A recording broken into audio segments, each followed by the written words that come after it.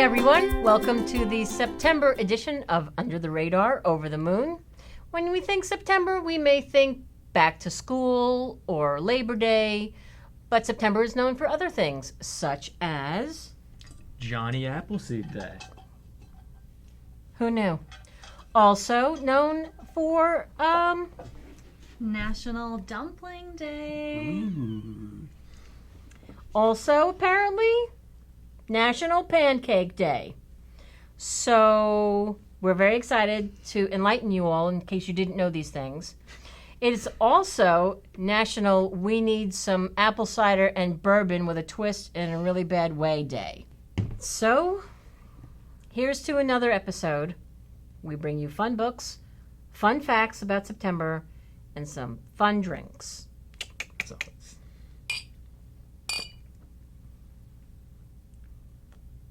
The first book I'm going to talk about is Midnight Cool by Lydia Peelle. She is the winner of the Whiting Award for her story collection, Reasons for and Advantages of Breathing. It was widely acclaimed collection of stories, and we're thrilled that she's back on our list. This one is a debut novel. It's set in 1916 in Tennessee, and it follows these two grifters, an older guy and a younger teenager.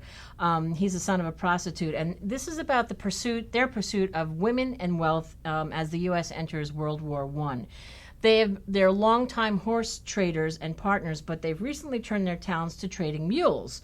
And with the war in Europe pushing high demand for mules sky high when they enter the war, these two grifters, Billy and Charles, find that their business is thriving. But when a trade goes terribly wrong, the younger of the two is forced to reevaluate his allegiance to his country, the moral implications of his lifestyle, and ultimately his mysterious and surprisingly deep connection to Billy. That's in a nutshell. She's a terrific writer. As I say, this is an unusual portrayal of World War I. The importance of mule trading was never really explored before in literature.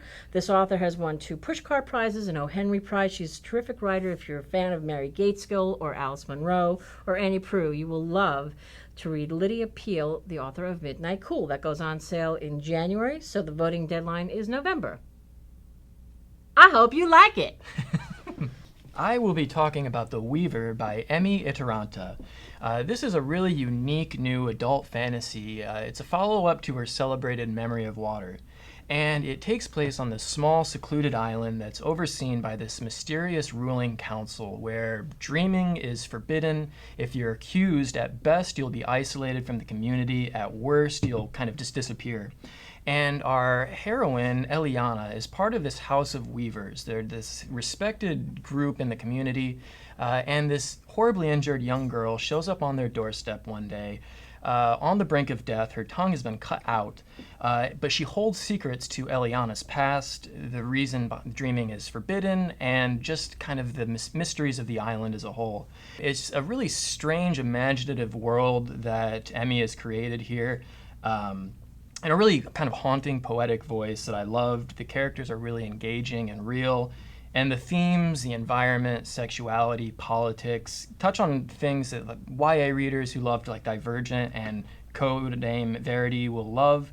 But the world building is very reminiscent of Ursula Le Guin, which is good company to keep. So it goes on sale in November, so you can vote for it by September 20th for library reads.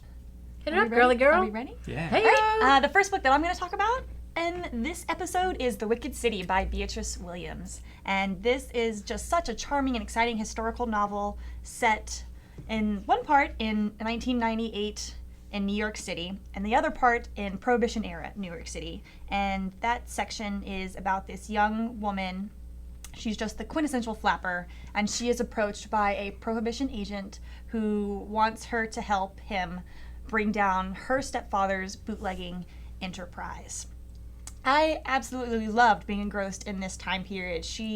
The details that she puts in there are just so spot on between like the clothes and the way they speak and the cars. Everything was just, you are immersed in that world of the Roaring Twenties. And I especially loved both of the main characters. They are just that kind of like smart-mouthed and strong women that don't take crap of anyone and do what they need to do to survive. And I really enjoyed watching them kind of grow throughout the novel. I think any of her current fans will really enjoy this one. Any fans of historical fiction, if you haven't read her, definitely dive in. And I definitely think fans of Kathleen Tesaro, Ellen Hildebrand, and Leah Moriarty will also find something to enjoy. So I hope you guys dip in. Let us know what you think. The book I'm going to talk about is Their Finest by Lissa Evans, the author of Crooked Heart, the acclaimed book that readers just fell in love with. It's 1940s. France has fallen, and only a narrow strip of sea lies between Great Britain and invasion. So what's needed, obviously, is a morale-boosting, heartwarming war film, preferably one that will appeal to the American market. So they pull in a young copywriter to help write women in propaganda films, because men can't really do that. And so she's putting this whole thing together, and since Call-Up has stripped the industry of its brightest and its best, they get a cast of characters together to be in this film that make it all the more unusual and funny. In a serious world with a nation under siege, they all know that they must swallow their mutual distaste, ill will, and mistrust and unite for the common good for king and country. And this is just brilliant. This was published already in the UK. The Independent said, "I defy anyone not to fall for Lissa Evans's smart, funny, and genius-revealing tale of London life during the Second World War." This book, as well as Crooked Heart, were both longlisted for the Orange Prize. This is for fans of Kate Atkinson, Helen Simonson, and Jane Gardam. For fans of Call the Midwife. It's just that very smart, British, tongue-in-cheek, very funny writing. So that is Their Finest by Lissa Evans. Very excited to have this book on our list. I will be talking to you about The Believer by Joakim Zander. This is a standalone sequel to The Swimmer, which was really well received. It's a political thriller that follows a young woman whose past catches up with her when she receives news that her younger brother radicalized, joined ISIS, and died fighting in Syria, only to receive a call from her mother just a few hours later that she just saw her brother. So to get to the bottom of this, she returns to Sweden, to her kind of rough and tumble borough of Bergort, and tries to track down the secrets of what's happening with her brother. There's civil unrest, there's political intrigue, worldwide implications, and she's going to get to the bottom of it. The landscape here is so intriguing, and Zander's depiction of what drives someone towards extremism is terrifying but incredibly human at the same time, when you have no prospects and no sense of community, and then you are absorbed into this really passionate group of people, honestly. So it's terrifying and important and ripped straight from the headlines, just a really timely thriller that's been mentioned in the same vein as John le Carré. So I can't recommend it enough. It's amazing. The Believer by Joakim Zander goes on sale January, so you have until November 20th to vote. The last book that I'm going to talk about for our September video is Hearthstone by Elle, Katharine White. If there are any fans of that book, Pride and Prejudice and Zombies out there, this is Pride and Prejudice and Dragons. It's set in this fantasy world where all these mythical creatures are real. Some of them are good, some of them are bad, and they are kind of locked in this war. The good ones join with the humans, and they're fighting the bad ones.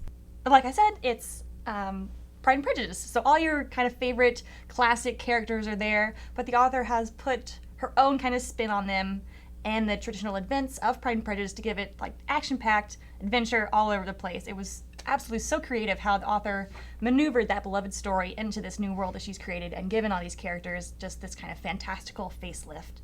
I think fans of Pride and Prejudice will have fun with this new take, and any kind of fans of fantasy, if you haven't read Pride and Prejudice, you'll just enjoy the story on its own, so you don't necessarily have to like either aspects, but they're great together and they're great separately. And I love both Jane Austen and fantasy, so this was like perfect for me, and I think fans of either will find something to enjoy. Such a fun read. I hope you check it out. I love them. They're amazing. You gotta have heart. All you really need is heart. Okay, that's it for us. See you next time on Under the Radar, Over the Moon. Peace out, homies.